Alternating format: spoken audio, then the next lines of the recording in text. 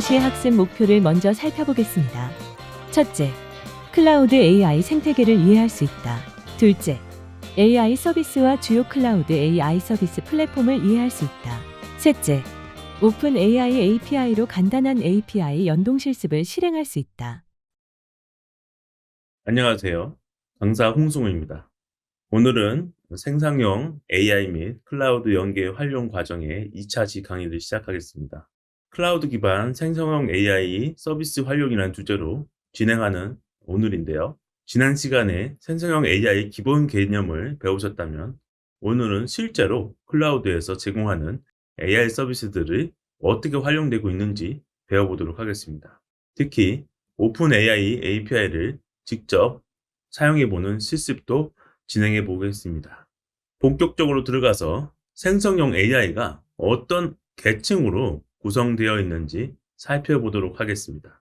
보시면 여러 레이어로 구성되어 있는데요. 맨 아래부터 보시면 하단은 인프라 레이어입니다. AWS, Azure 등 다양한 컴퓨팅과 스토리지 자원이 여기에 해당됩니다. 클라우드 인프라를 직접 구성하고 운영하는 단계입니다. 그 위에 GPU만 서비스하는 경우가 있습니다. 이런 경우는 런파치나 람다 랩스 같은 서비스도 AI 모델 개발과 학습을 위한 GPU만을 간단히 빌려줄 수 있습니다. 다음은 개발 및 실행 환경이라고 보시면 좋을 것 같습니다. GPU만 가지고도 우리가 학습은 할 수 있겠지만 학습을 하고 개발하기 위해서는 다양한 준비 과정이 필요하고 실험실처럼 준비된 환경이 필요합니다. 연구 실험 결과도 지속적으로 분석을 해야 되기 때문에 관련 제반 시설이 필요합니다. 그래서 콜앱 그리고 AWS, 세가메이커 같은 곳에서는 클라우드 기반으로 단순히 AI 기반 코딩만 하는 것이 아니라 AI 모델들을 다양하게 실험하고 실험 결과를 분석할 수 있는 환경까지 제공해주고 있습니다. 그 위에 훈련 배포 플랫폼이 있습니다. 아래 레이에서 만든 새로운 AI 모델들이 있거나 그리고 새로운 AI 모델을 사용하기 위해서 필요한 것들을 검색해서 사용할 수도 있습니다. 특히 허깅페이스는 특별하게도 다양한 개인이 만들거나 회사가 만든 AI 모델들을 공개하고 배포하는 커뮤니티까지도 가지고 있습니다. AI 모델 레이어 위에는 API 레이어가 있습니다. AI 모델이 응답을 받고 결과를 API 레이어로 보내면 해당 부분은 사용자를 위한 클라이언트로 보내게 됩니다. 오픈 AI API나 엔트로픽처럼 개발자가 복잡한 모델을 직접 만들 필요 없이 서비스 제공자가 API까지 해당 레이어를 제공해주고 있습니다. 마지막으로 최상단 레이어입니다. AI만 제공해 주는 것이 아니라 관련 부가 기능까지 연결해서 제공해 주는 것이 특징입니다. 완성된 AI 기능을 바로 사용할 수 있습니다. 노션 AI, 챗GPT 같은 경우에 어플리케이션 레이어라고 볼 수 있습니다. 이렇게 계층이 나눠져 있는 이유는 사용자의 필요 상황과 기술의 수준에 따라서 선택하고 어떤 레이어로 이 시스템이 구축되어 있는지 이해하기 위함입니다. 이제 클라우드 AI 생태계를 주요 4가지 카테고리로 나누어서 살펴보겠습니다. 첫 번째는 AI API 서비스입니다. 즉시 사용이 가능한 형태입니다. 대표적으로 오픈 AI와 엔트로픽이 있습니다. 이 서비스들의 큰 장점은 완성된 AI 모델들을 API 호출만 가지고 바로 사용할 수 있다는 점입니다. 별도로 서버를 구축하거나 개발 환경을 구축하거나 설정을 해야 된다거나 그런 과정이 필요 없습니다. 필요한 경우는 단 몇 줄의 코드만으로도 기존에 있는 시스템과 새로운 시스템에 AI 서비스를 구축하고 연결할 수 있습니다. 두 번째, AI 개발 플랫폼입니다. 구글에서 만든 콜앱이나 클라우드 기반 주피터 노트북이 가장 대표적이고 저희가 제공하는 실습 코드도 구글 콜앱 기반으로 제공해드리고 있습니다. AI 모델은 그리고 코드는 대부분 파이썬 코드로 구축되어 있습니다. 하지만 다양한 환경 설정이 필요하고 필요한 라이브러리도 다 설치하는데 많은 개발자나 데이터 연구자나 AI 모델 연구자들이 불편함을 갖고 있습니다. 이런 환경을 표준화해서 미리 템플릿화해서 제공해주고 있는 것이 콜앱과 주피터 노트북에 해당되겠습니다. 새로운 모델을 실험하고 프로토타입을 만드는데 유용한 시작 포인트가 되겠습니다. 세 번째는 AI 모델 허브 및 실험실입니다. 허깅페이스가 여기에 해당되는데 오픈소스 AI 모델을 콜앱이나 자사 컴퓨터에서 이 새로운 모델을 만든 것을 허깅페이스에 올려서 다양한 모델들을 서로 비교해 보고 커뮤니티 중심으로 소통하여 다양한 개발자들과 공유하는 공간입니다. 따라서 성능, 목적별로 어떤 성능이 더 좋은지, 어떤 모델이 더 성능이 더 좋은지 확인하는 과정을 이런 플랫폼을 통해서 쉽게 사용할 수 있습니다. 네 번째는 완전 관리형 AI 서비스입니다. AWS 베드락이나 구글의 버텍스 AI, 애저의 AI 스튜디오가 여기에 속합니다. 글로벌 클라우드 기업들이 제공하는 사전 학습이 완료된 모델들이고 필요하면 튜닝과 레그 기능까지 통합된 엔터프라이즈급 서비스를 제공하고 있습니다. 기업에서 안정적으로 AI를 빠르게 도입하고 싶을 때 선택하는 솔루션입니다. 이렇게 주요 4가지 유형들을 이해하셨으면 여러분의 프로젝트나 비즈니스 상황에 맞는 서비스를 선택할 수 있게 되겠습니다. 이제 각 서비스의 유형을 조금 더 자세하게 표로 비교해서 보도록 하겠습니다. AI API 서비스는 오픈 AI, 엔트로픽이 대표적이고 요청 기반으로 토큰이나 API 호출 수에 따라서 과금됩니다. AI 개발 플랫폼은 구글 콜앱이 대표적이고 구독제와 사용량 기반으로 병행하고 있습니다. 규모가 큰 GPU를 사용할 경우에는 콜앱 프로나 콜앱 프로 플러스 같은 유료 플랜도 있습니다. AI 모델 허브는 허깅페이스가 대표적입니다. 기본적으로 오픈소스라 무료지만 API 사용하면 API 모델을 사용하는 모델의 사이즈에 따라 사용량이 과금이 됩니다.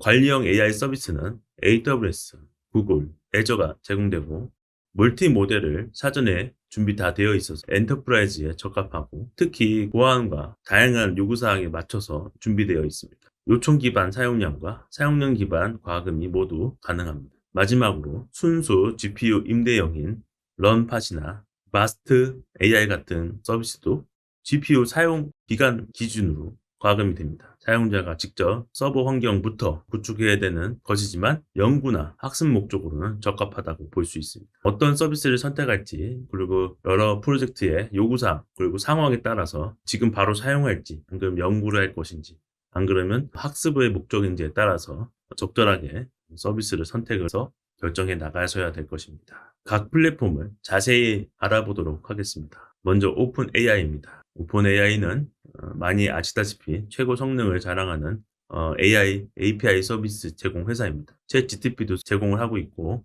소타, 즉 State of the Art라는 최신 모델을 자사 서비스에 붙여서 사용할 수 있는 장점입니다.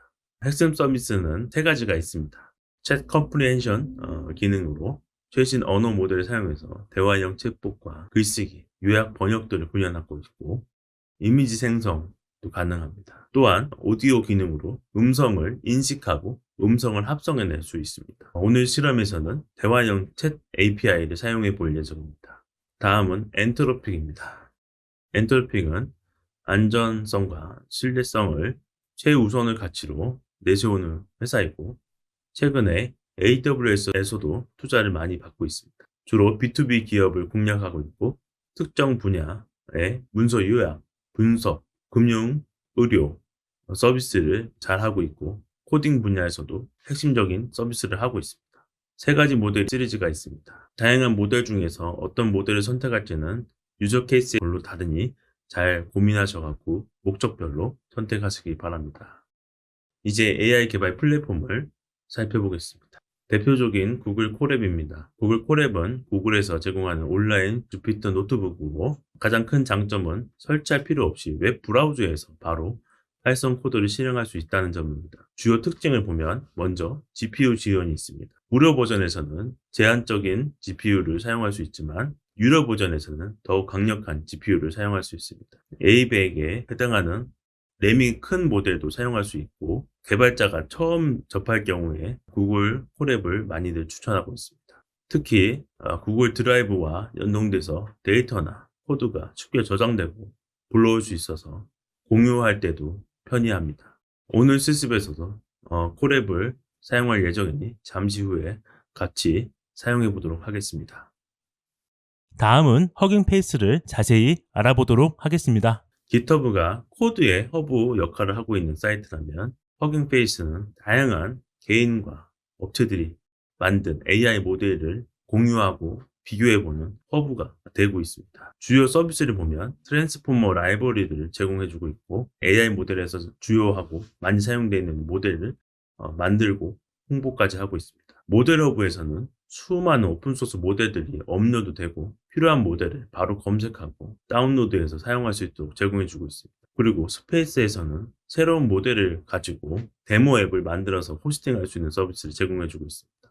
다양한 모델들을 가지고 응용 예시를 보여줌으로써 모델에 대한 응용에 대한 예시를 이해하는 것이 중요하기 때문에 스페이스까지 제공해주고 있습니다.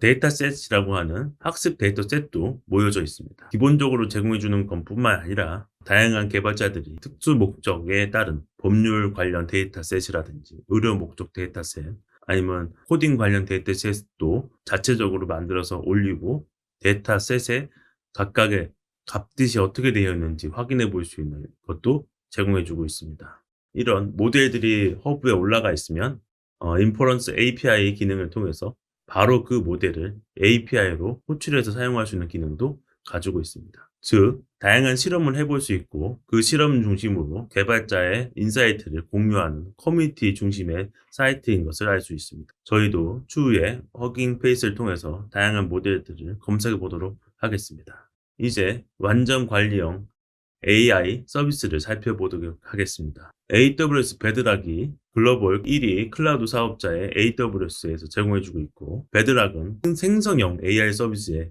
핵심적인 서비스입니다. 다양한 AI 회사, 즉 클로드 모델까지 포함한 다양한 모델들을 단일 API로 사용할 수 있도록 제공해주고 있습니다. 클로드 모델이나 라마, 그리고 AWS 자체인 타이탄 모델들도 선택해서 목적별로 장단점을 확인해 가면서 선택할 수 있도록 도와주고 있습니다. 기업만의 독자적인 데이터 분석이나 검색 시스템을 제공해주기 위해서 레그와 파인 튜닝도 UI 기반으로 구성할 수 있도록 준비해 놓았기 때문에 완전 관리형이라고 볼 수 있습니다. 코딩이 필요 없이 설정만으로도 고급 기능을 구현할 수 있는 상황입니다. 또한 서버리스 API 기반이라 인프라에 대한 기본적인 비용이 지불되지 않고 있습니다. 요청한 만큼 비용되는 것은 기본적인 클라우드 특징이 그대로 이어갔다고 생각해 보시면 되겠습니다.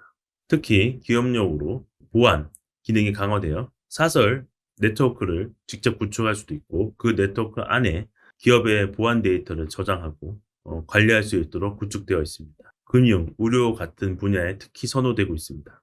다음은 구글에서 만든 강력한 검색 기술과 데이터 기술을 활용한 버텍스 AI입니다. 버텍스 AI는 통합 AI 개발 플랫폼이고 구글의 재미있는 모델이나 타사 모델들 같이 API를 사용할 수 있습니다. 또한 파인 튜닝도 가능하고 MLOps라고 해서 개발뿐만 아니라 운영까지 이어지는 과정에 대한 관리도 가능하게 도와주고 있습니다. 주요 모델로는 제미니 모델과 있고 최근에는 멀티모달, 즉 이미지와 글을 동시에 이해하는 모델들도 준비해서 제공하고 있습니다. 프롬프트 API를 통해서 간단하게 모델을 호출할 수도 있고 레그 스튜디오를 통해서 검색을 증강 생성할 수도 있고 튜닝 스튜디오를 통해서 기존 모델을 커스터마이징도 가능하도록 도와주고 있습니다. 모델 가드는 사전에 학습된 모델들이 준비되어 있어서 비교해보고 확인해보는 역할을 해주고 있습니다. 특히 빅쿼리의 통합이 강력합니다. 기업이 데이터 웨어하우스를 빅쿼리로 이미 구축되어 있다면 해당 연결을 통해서 자연스럽게 AI를 확장하고 연결하는 데 큰 도움이 될 것입니다. 마지막으로 마이크로소프트의 애저입니다. 애저는 마이크로소프트가 제공하는 종합 클라우드 플랫폼이고 두 가지 큰 서비스를 제공해주고 있습니다. 애저 오픈 AI 서비스로 오픈 AI의 최신 언어 모델을 API로 사용할 수 있습니다. 특히 기존의 오픈 AI가 다른 점은 가상 네트워크 및 엔터프라이즈 보안 기능이 추가되어 있고 사내 연동이 쉽게 되어 있습니다. 둘째로 애저 AI 서비스입니다. 구글이나 AWS처럼 사전 학습된 모델들을 API로 제공해주고 프롬프트 플로우, 레그 같은 기능들을 유사하게 사용할 수 있습니다.